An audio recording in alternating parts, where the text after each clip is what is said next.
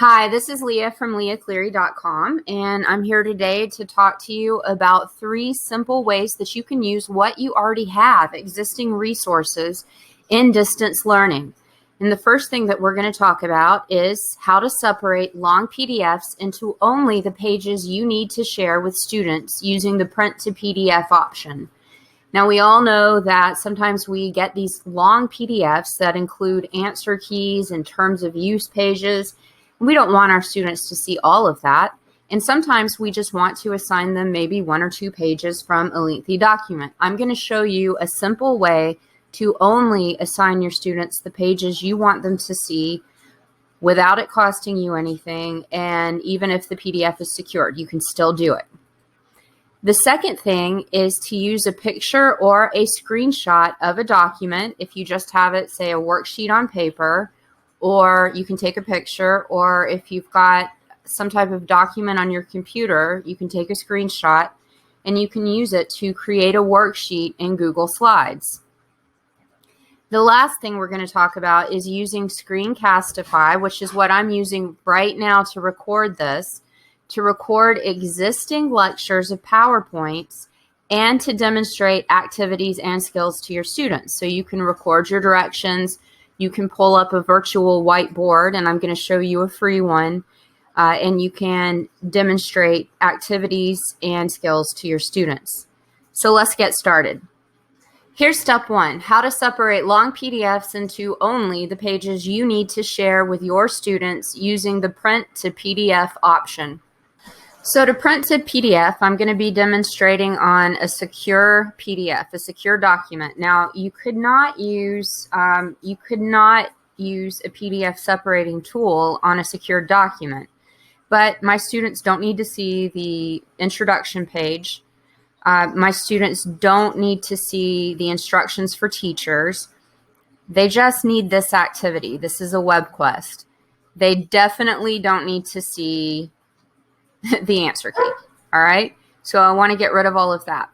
And I just need pages 3 through 5 in this document to assign to my students. And I'm going to double check to make sure that this is page 3 by clicking on it. And it is. And I know that it's 3 to 5. So I'm going to come up here to File.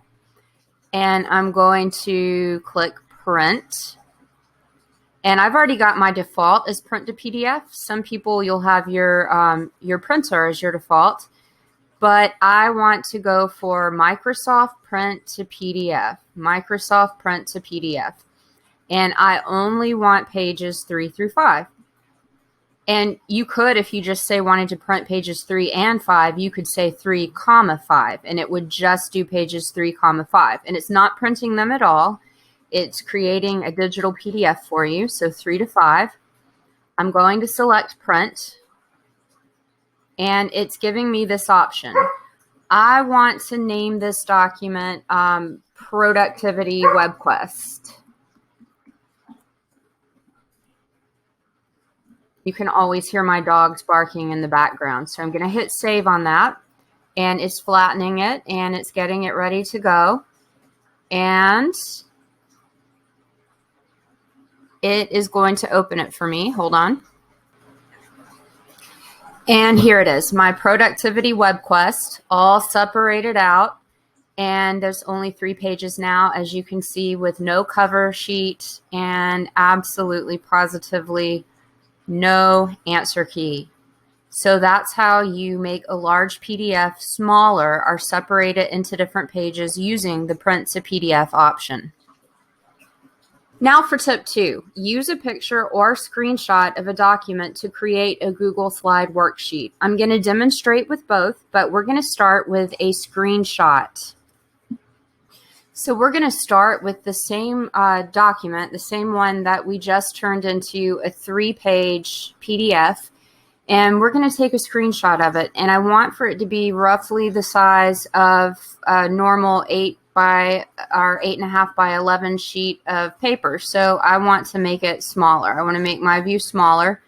Now, as far as quality goes, this will not give us the best quality image, but let's make it just a little bit bigger. Let's see. This was 75%. Let's go to 73. So I'm going to make it 73. and come on, 73. There we go. And I'm going to move it up just a little bit. And what I'm going to do, I could just take a screenshot or go into PDF for the tools for that, but I prefer to use the screen snipping tool. So I'm just going to snipping tool, and here it is. And let's go ahead and hit new. And I'm just going to trace around the outer edges of this PDF.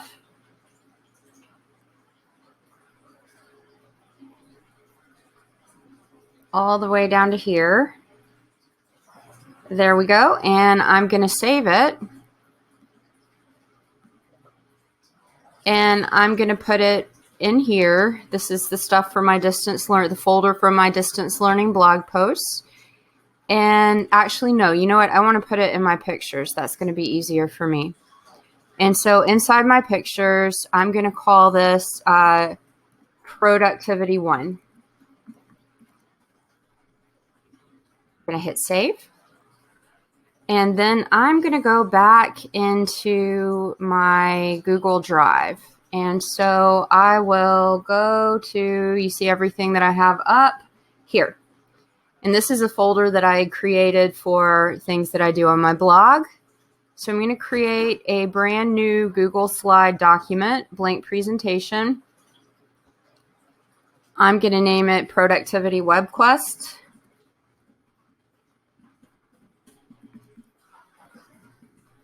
And I'm going to change the size of the file. And I'll do that by going to Page Setup. And let's go to Custom, and we want paper size. So we're going to do 8.5 by 11. I'm going to hit Apply.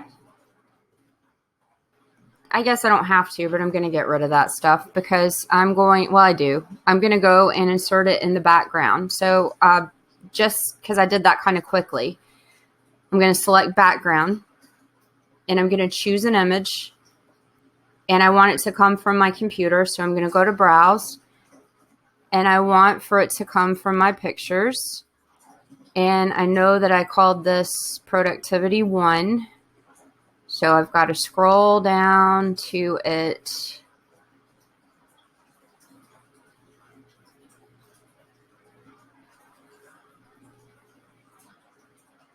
And I've got a lot of things. So I'm going to click it, Productivity 1.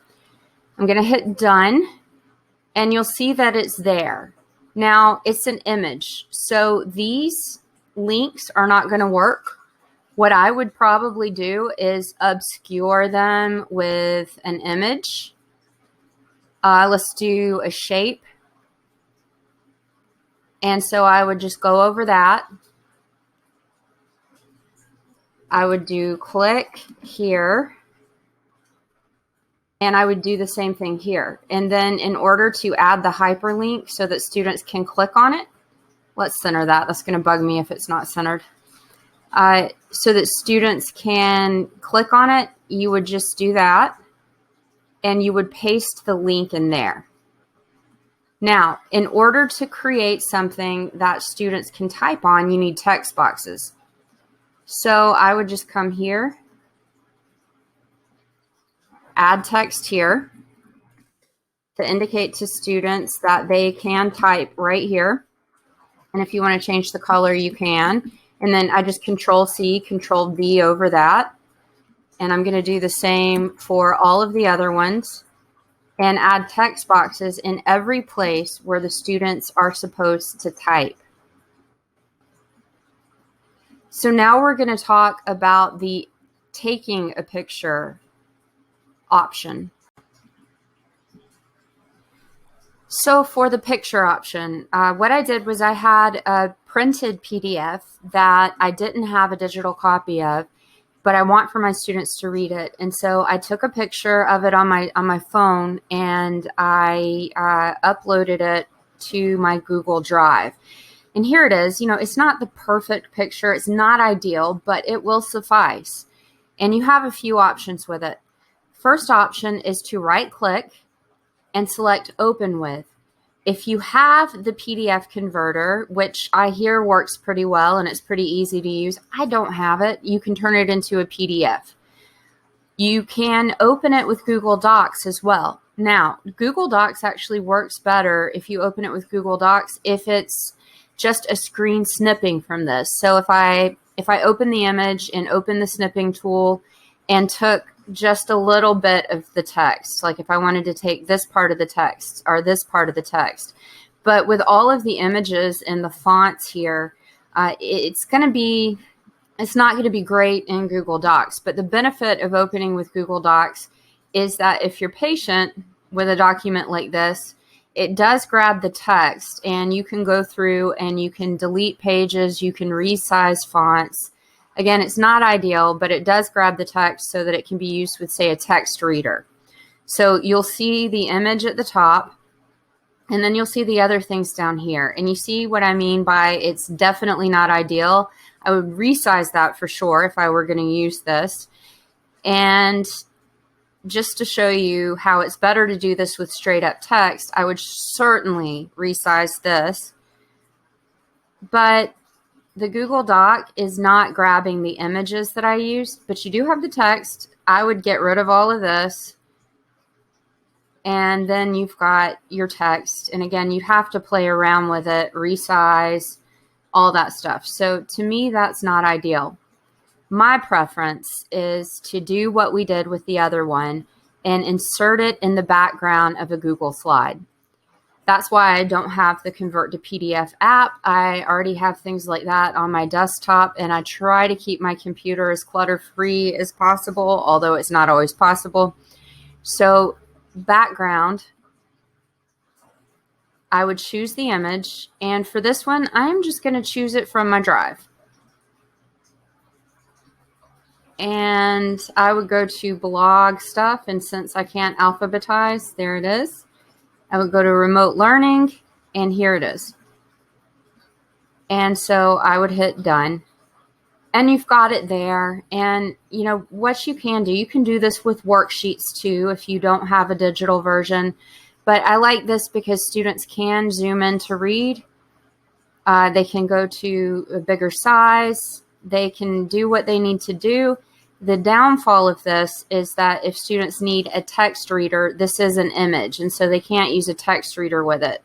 So I would recommend, if your students need a text reader, either right-clicking and opening it with Google Docs and changing the font sizes and getting rid of things you don't need, or using the PDF converter.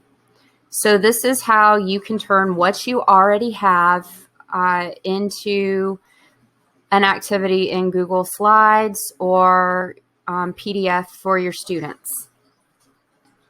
This final tip is about using Screencastify to record existing lectures of PowerPoints and to demonstrate activities to students and skills to them as well. So we're going to talk a little bit about Screencastify today. And during the distance learning, the premium option for it is free. If you don't have Screencastify, you would want to head on over to the App Store, the Google Chrome store, and you would want to add it to your Google Chrome. I've got it right up here in my extensions, and as you can see, it's recording right now because that's how I'm doing it. But if you click on the little arrow in the three pies right here, or the three lines, the hamburger, the pancakes, the grid, whatever you call them, you go to my subscription, and you can change it there. You can let them know that you're a teacher and that you'd like the premium account until they stop giving it away for free. But I want to show you the first step in recording things. If you have not used classroomscreen.com, it is perfectly free and it's fantastic. I've blogged about it before.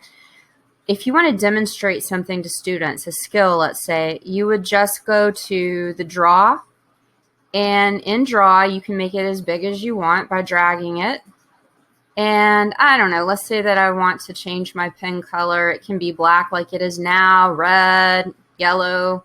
Let's go with purple.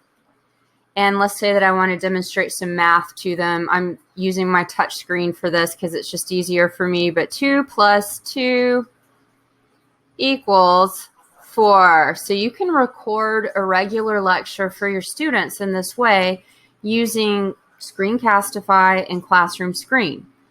If you wanted to demonstrate to your students how to do something, you could just open up an activity and say, today we're going to do the productivity web quest. Be sure to read the directions and make sure that you get to the websites that you need to by clicking on the links here. Then when it's time for you to type your answer, highlight over the add text here and write your answer, or type your answer, you'd want to say. We're not writing. Write your answer. So the next thing that we want to talk about with Screencastify is recording a PowerPoint or a Google Slide lecture. So I've pulled up one of my PowerPoints. This PowerPoint is for sociology. It's from my deviance and conformity unit, and it's one on serial killers. And so what I would do here is I would just have the PowerPoint going in full screen. I'd use Screencastify to share. You know, you typically have that to record your screen. You have that little thing at the bottom that's about sharing and not, stop sharing, hide. I hid it so that the students can't see it. It doesn't matter if you hide it or not. It doesn't hurt anything if it's there. And so I would just go through the PowerPoint and we'd discuss it, and ideally students would be following along with their notes. And when I come to something like this, which does have films, I would be careful about showing films when I'm recording. Now you can do it. You can absolutely do it. But just understand that there could be copyright issues. And also, if you do show the films while you're presenting to your students, make sure that you use a microphone. Otherwise, it's not going to pick up the sound. If you're recording without a separate microphone plugged in, it won't pick up the sound. Now, I use a really basic microphone. I use the blue Snowball Ice microphone. You can order it on Amazon. I don't have an affiliate link. I just, it's one of the lower cost microphones that does a good job. So when I'm ready to stop recording, I would just get out of the screen and I would go to stop sharing. And then I would upload that for my students. I'll hit stop sharing now. When you hit stop sharing, it's going to automatically open in Screencastify. And so I always retitle it so that I know what it is. And I'm going to call this '09 Film PowerPoint because this is the film that I'm making for you guys, and it has several parts to it. I'm going to put it all together in WeVideo at the end. You can either copy the shareable link and share it with your students directly from your drive. You can send in an email. You can share to Classroom. You can publish to YouTube from Screencastify, or you can download. You can download as an MP4. You can export the audio only, or you can export as a GIF. So I'm going to download this as an MP4. I'm going to hit export, and it's converting for me. And once it's converted, a button's going to pop up, and I'm going to select download, and it's going to download straight to my computer. But notice that you have options to cut parts of your presentation. You've got options to share it in many, many different ways. And the shareable link from Screencastify is the simplest one, and it's the one that I use more often than not. So I'm going to download my MP4, and there it's going straight to my computer. And I'll hit stop sharing because I'm through with this portion of the video. Well, I hope you've enjoyed this video, and I hope you have learned some tips for sharing and using resources that you already have on hand for distance learning. Just to recap, today we've talked about separating long PDFs into only the pages you need by using the print to PDF option. Secondly, we've talked about using a picture or a screenshot of a document to create a Google Slide worksheet. Also, we've talked about how you can take a screenshot or an image and turn it into a PDF, or you can turn it into a doc with a little extra editing. We've also talked about using Screencastify to record existing lectures of PowerPoints and to demonstrate activities and skills to students. And keep in mind with Screencastify that I have more extensive tutorials for using it on my blog, leahcleary.com. Thanks so much for joining me, and if you would like to connect, please leave a comment in the spaces below.